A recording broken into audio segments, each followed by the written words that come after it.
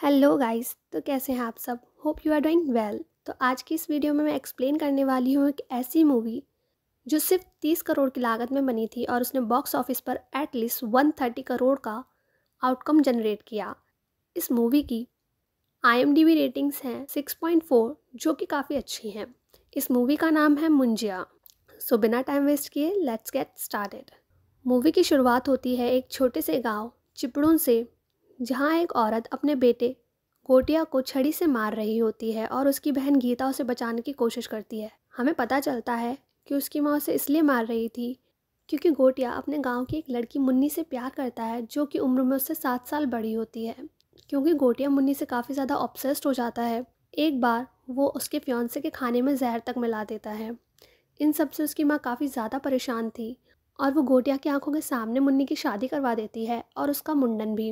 अब क्योंकि गोटिया तंत्र मंत्र की विद्या में काफ़ी ज़्यादा विश्वास रखता था, तो वो अपनी बहन गीता को लेकर एक जंगल चेटुकवाड़ी में जाता है, जहाँ वो उसकी बलि देने की कोशिश करता है। और इन सब में जब गीता अपने आप को बचाने की कोशिश करती है तो गोटिया की मौत हो जाती है। गोटिया मरते मरते भी सिर्फ एक ही बार रिपीट करता है, मुन्नी लगन मुन्नी लगन।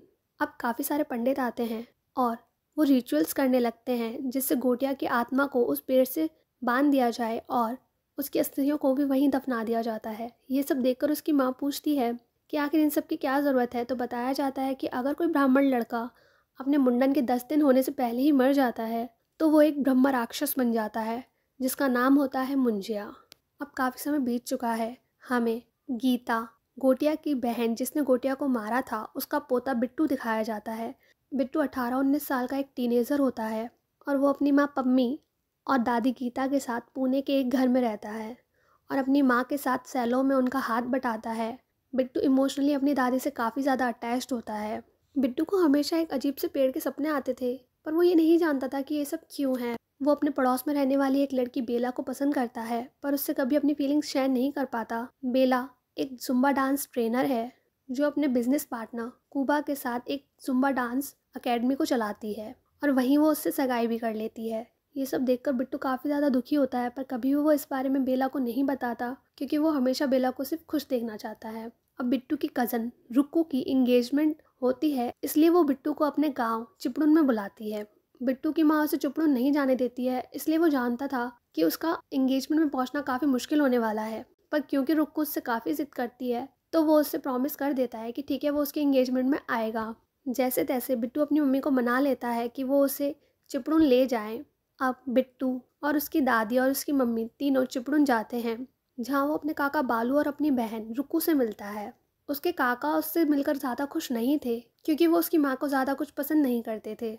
अब समय आ गया था जब बिट्टू के सामने चेटुकवाड़ी के सारे सीक्रेट्स को खोला जाए। असल में उसके चाचा चेटुकवाड़ी को बेचना चाहते थे और वो उसकी दादी से उन पेपर्स पे साइन करने के लिए कहते हैं, पर उसकी दादी मना कर देती है क्योंकि वो जानती हैं कि चेटुकवाड़ी श्रापित है और वो नहीं चाहती कि इसकी वजह से किसी और को और कोई भी परेशानी हो। पर क्योंकि उसके चाचा चाहते थे कि इसे बेचा जाए, वो काफ़ी ज़्यादा जिद करते हैं। और इन सब में बिट्टू को पता चलता है कि उसके पिता की मौत भी चेटुकवाड़ी में ही हुई थी। असल में उसके पापा चेटुकवाड़ी को बेचना चाहते थे और इसलिए वो उस जंगल में पीपल के पेड़ को, जहाँ गोटिया की आत्मा कैद है, जलाने गए थे और फिर वहाँ से कभी लौटकर नहीं आए। ये सब सुनकर बिट्टू काफ़ी ज़्यादा शॉक हो जाता है और अब वो चेटुकवाड़ी जाता है, जहाँ वो उस पेड़ के नीचे पहुँचता है जहाँ गोटिया की आत्मा कैद होती है। तभी वहाँ मुंजिया आ जाता है और बिट्टू को पकड़ लेता है। बिट्टू के घर वाले उसे ढूंढते हैं, किसी को नहीं पता था कि बिट्टू आखिर है कहाँ। जब उन्हें पता चलता है कि बिट्टू चेटुकवाड़ी गया है तो उसकी दादी उसे बचाने के लिए चेटुकवाड़ी जाती हैं और वो अपने साथ अपनी माँ की वही छड़ी ले जाती हैं जिससे वो गोटिया को मारा करती थी।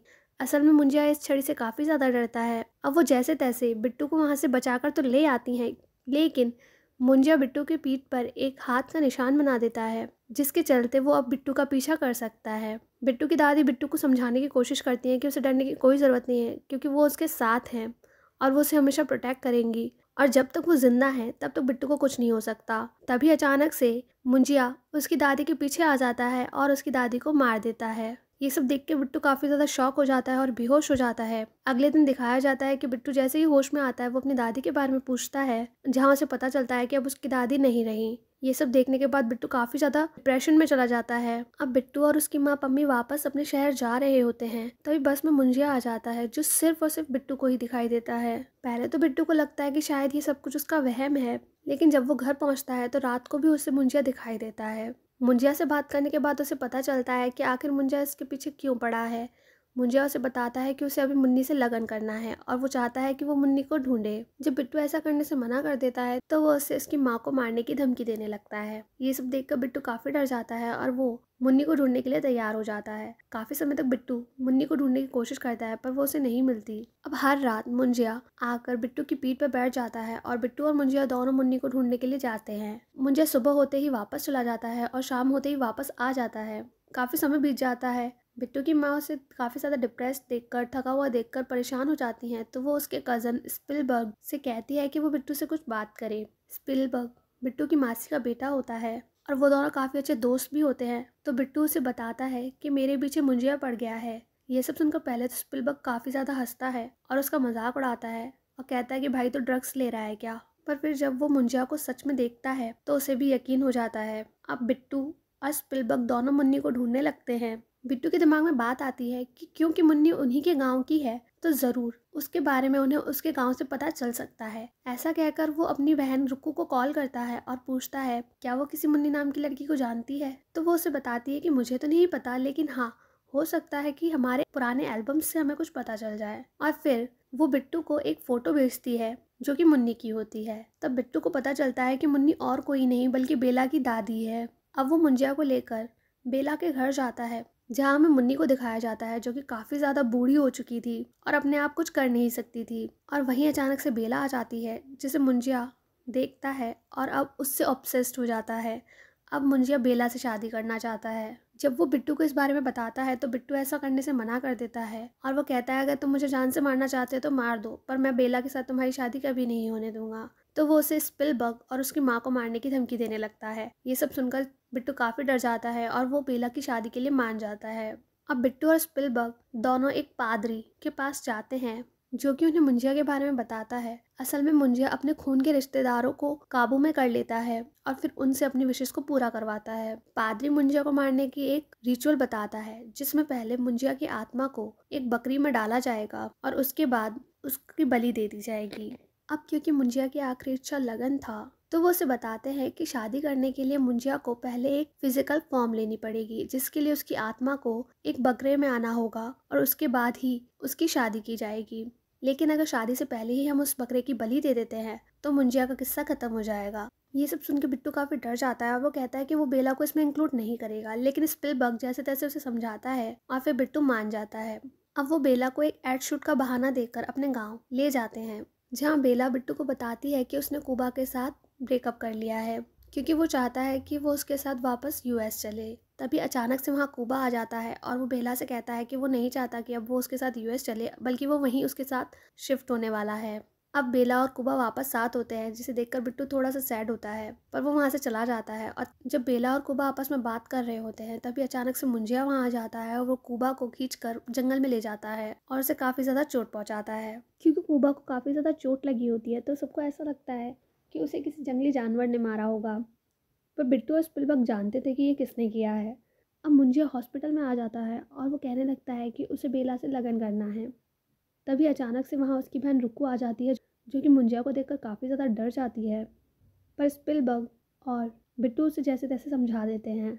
अब बिट्टू बेला को ड्रंक करके चेटकवाड़ी ले जाता है, जहाँ वो रिचुअल्स को परफॉर्म करने लगता है और एक बकरी के सर के ऊपर जी का साइन बनाता है। ऐसा करने पर मुंजिया की आत्मा उसके अंदर चली जाती है। और अब जैसे ही बिट्टू उस बकरी को मारने वाला होता है तभी बेला वहाँ आ जाती है और वो ये कहती है कि ये कितना प्यारा बकरा है, तुम इसे क्यों मार रहे हो। अब वो उस बकरे को हाथ में उठा लेती है, क्योंकि वो काफ़ी ड्रंक होती है तो वो ये नहीं जानती कि वो क्या कर रही है। अब वो सेम वैसा ही साइन जो कि उस बकरे के सर के ऊपर होता है अपने सर पर बना लेती है। असल में कोई और व्यक्ति अगर इस साइन को अपने शरीर पर बना लेता है तो मुंजिया की आत्मा उसके अंदर चली जाती है। ऐसा करने पर मुंजिया की आत्मा बेला के शरीर के अंदर चली जाती है और बेला की आत्मा बकरी के अंदर चली जाती है। और तब मुंजिया सबको मारने लगता है, ये कहकर कि तुमने मुझे धोखा देने की कोशिश की, अब तुम लोगों में से कोई भी नहीं बचेगा। अब बेला जो कि मुंजिया बन चुकी है सबके पीछे भागने लगती है और बिट्टू और बाकी सब बकरे को लेकर भागने लगते हैं। तभी रास्ते में उन्हें उनके काका मिल जाते हैं, जो कि उसके हाथ से बकरे को छीन लेते हैं और कहते हैं कि तुमने ये बकरा चुराया है, अब मैं इसे बनाकर खाने वाला हूँ, मुझे वापस दो। और वो उससे बकरा लेकर चले जाते हैं। ये सब देखकर वो काफ़ी ज़्यादा डर जाते हैं, क्योंकि बकरे के अंदर बेला की आत्मा होती है। वो काफ़ी ज़्यादा कोशिश करते हैं कि वो अपने काका से बकरे को ले ले, पर वो नहीं देते। अब सभी लोग घर भागकर जाते हैं, जहाँ स्पिलबर्ग पम्मी को इंस्टिगेट करने की कोशिश करता है, ये कहकर कि कैसे बिट्टू के काका ने उसके हाथ से बकरे को छीन लिया और उसे काफ़ी ज़्यादा इंसल्ट किया। ये सब सुनकर पम्मी काफ़ी ज़्यादा गुस्सा होती है और बालू काका के पास जाने लगती है। तभी गेट पर ज़ोरों से आवाज़ें आती हैं। तभी वहाँ मुंजिया आ जाता है, जो कि बेला के शरीर के अंदर होता है। ये देखकर सभी लोग काफ़ी डर जाते हैं और भागने लगते हैं। तभी वहाँ पादरी आ जाता है, जो कि मुंजिया को एक सॉल्ट सर्कल के अंदर बांध देता है और कहता है कि जब तक कि तुम इस सर्कल के अंदर हो तुम बाहर नहीं आ सकते। अब पम्मी, बिट्टू और पादरी उस बकरे को वापस लेने जाते हैं, जिसमें बेला की आत्मा होती है। जहाँ उन्हें पता चलता है कि उसके काका ने उस बकरी को बनाकर खा लिया है। ये सुनकर सभी काफ़ी ज़्यादा शॉक हो जाते हैं। तभी पादरी उनसे कहता है कि क्योंकि बेला वाली बकरी को उसके काका ने खाया है, तो ज़रूर बेला की आत्मा उसके काका के अंदर होगी। ये कहकर वो उसके सर पर जी का साइन बना देते हैं।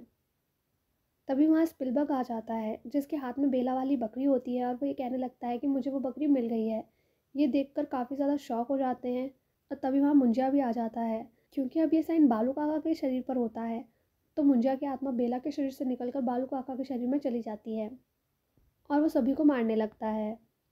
क्योंकि वो बेला से लगन करना चाहता है, तो वो बेला को लेकर चेटुकवाड़ी जाता है। बिट्टू काफ़ी ज़्यादा डरा हुआ होता है। तभी उसे उसकी दादी की इमेजेस दिखाई देती हैं, जो ये उससे कहती हैं कि हम तब तक डरते हैं जब तक हमें हमारा डर डराता है, और जैसे ही हम अपने डर पर जीत पा लेते हैं, हम किसी भी चीज़ से लड़ सकते हैं। इन सब से बिट्टू काफ़ी ज़्यादा मोटिवेट हो जाता है, और तभी उसे वहाँ उसकी दादी की पड़ी हुई छड़ी भी दिखती है।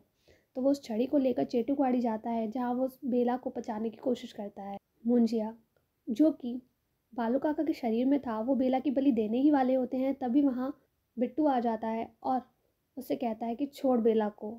मुंजिया छड़ी को देखकर काफ़ी ज़्यादा डर जाता है और बेला को छोड़ देता है।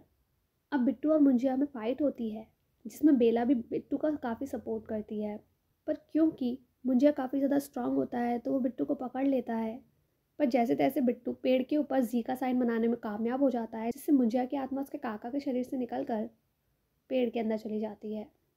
बेला और बिट्टू को लगता है कि अब वो जीत चुके हैं, लेकिन अभी कहानी ख़त्म नहीं हुई होती है, क्योंकि ये वही पेड़ होता है जहाँ मुंजिया काफ़ी सालों से रह रहा था।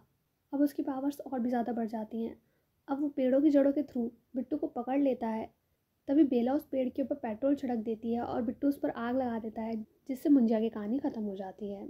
अब बिट्टू और बाकी सब पुणे वापस आ चुके हैं। बिट्टू, जो पहले काफ़ी डरा सहमा रहता था, अब एक कॉन्फिडेंट लड़का बन चुका है। वो बेला से अपनी फीलिंग्स को शेयर करता है। बेला उसे बताती है कि वो अपनी एडवांस जुम्बा ट्रेनिंग के लिए ब्राज़ील जा रही है और अभी उसके पास इन सब चीज़ों के लिए समय नहीं है। बिट्टू उसे खुशी खुशी जाने के लिए कहता है, क्योंकि वो बेला को हमेशा खुश देखना चाहता है। स्पिलबर्ग और रुक्कू अब बिजनेस पार्टनर हैं। बालू काका, जो इस सदमे से अभी तक नहीं उबर पाए हैं, वो अपने आप को एक पेड़ समझते हैं। यहीं हमारी मूवी एंड हो जाती है, पर अभी ये अंत नहीं है, क्योंकि जना, जो कि स्त्री 2 का एक कैरेक्टर है, और वरुण धवन को हमें एक जंगल में दिखाया जाता है, और इससे हमें पता चलता है कि मूवी का सेकंड पार्ट भी हमें जल्दी देखने को मिलने वाला है। होप आपको एक्सप्लेनेशन पसंद आया। अगर आपको एक्सप्लेनेशन पसंद आया तो वीडियो को लाइक करें और चैनल को सब्सक्राइब करें। अगर आपका कोई फीडबैक है तो आप कमेंट सेक्शन में मुझे बता सकते हैं, मुझे जानकर अच्छा लगेगा। Thank you, thanks for watching. Don't forget to like the video and subscribe the channel. Bye bye.